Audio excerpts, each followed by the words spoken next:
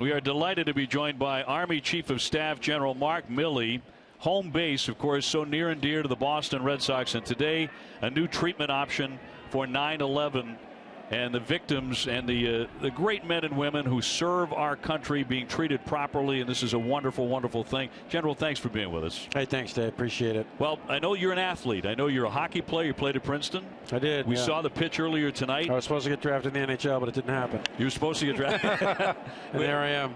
The only guy in the booth who legitimately had to go in Major League Baseball, that was, of course, Jerry was drafted and played in the big leagues. But, I mean, I know this is obviously very, very important to you, this initiative over at Mass General Hospital earlier today. Yeah. The Red Sox have such a great, I think, a great involvement in this, in trying to do the best for our men and women.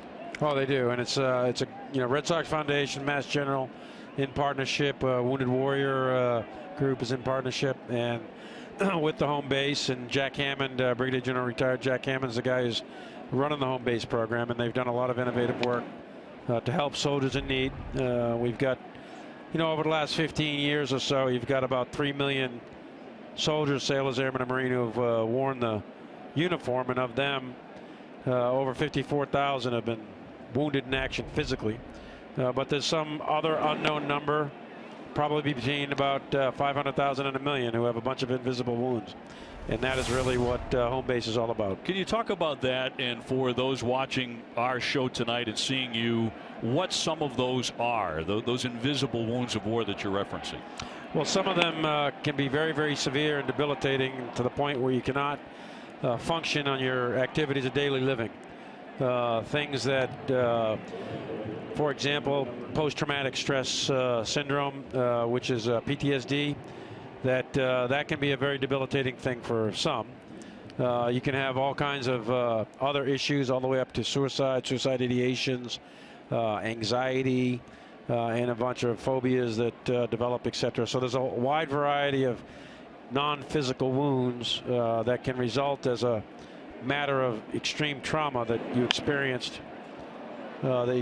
in the combat zone. And then you have to come to grips with that. So what these programs do is teach our soldiers how to cope with some of these injuries, and teach them techniques of resilience and how to heal. And they emphasize a lot of it's some common sense things like good physical training, good diet, good sleeping habits. Chopper to first base, and Teixeira will handle that for the second out. Let's take a look at your pitch earlier tonight. And I know that I saw you warming up on the side. Yeah, what'd you think? I thought you did a great job. Believe me, we see a lot of them. Am I ready? Am I ready to sign? I wouldn't go that far. Jay? General, I'll tell you what. I was watching you down on the field. You warmed up about 7 times. I did. I didn't think I'm going to have enough to get at the home plate. 57 years old, still climbing the hills. No. That was clocked in at 85 miles an hour. I don't was know it if I told really? you that. Was it really? No, of course not. It was right in the vicinity of home plate, and it was close. That's how the Army does. It was you guys close. prepare and you get it done. It was close to home plate. Most people bounce it up the home plate. It didn't bounce. It was a little on the outside, though. It was good for a left-handed batter. Now tell me the truth. You had to be nervous throwing it out, because I saw you warm it up, as I said, about 9 times to make that one pitch. Well, proper preparation always indicates some reasonably decent level of performance. So nervous, like no, not nervous. Sounds like a general. Wasn't getting shot at and blown up, so I don't get nervous at throwing baseballs at baseball parks. It was fun, and it's good, to get out there. Some of the people that were down there in the red shirts, I don't know if you saw them, but those are some of the home base guys, and so they're really doing it all. And I don't know if you saw me spray paint home plate earlier. That was symbolic of home base. Very, very nice. And the run to home base, of course. Yeah, a little on the outside. That would have been a ball. A little bit. Not bad, though. Just a little tip a little for bit next of heat. time. Yeah. I just need a little bit more practice. Little tip for next time. That shoulder was leaving a little bit early. That's why the ball tail. Yeah, I got to unlock the hips. Home plate. Got to unlock the hips a little bit more. The 2-1 to Pedroia. Whoa.